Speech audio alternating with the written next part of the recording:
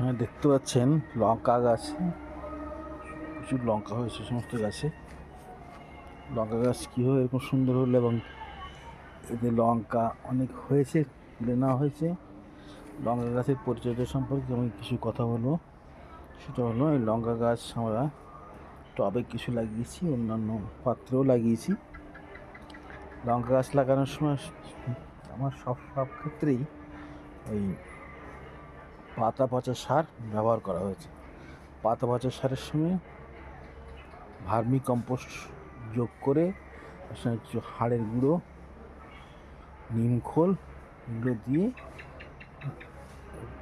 মাটি তৈরি করে সেই মাটির উপরে গাছ কোথাও বাজার থেকে কিনে এনে লাগানো হয়েছে।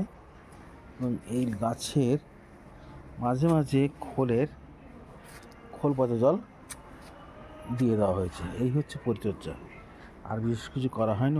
এছাড়া গোড়া মাঝে মাঝে কুচিয়ে দেওয়া হয় যাতে করে গাছটা যেন ঠিক মতন বেড়ে উঠতে পারে। পর্যাপ্ত জল সময় মতন দিয়ে দেওয়া হয়। জল যখন কমে যায় তখনই দিয়ে দেওয়া হয়। এখন গরমকাল, প্রতিদিনই জল দেওয়া হয়।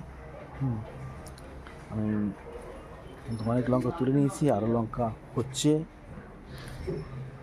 এবং এটাতে এর পরবর্তী সময়ে আমি একটু এইতে যেটা করি, মাঝে মাঝে এর সঙ্গে কলার খোসা ভেজানো জল দিয়ে দিই।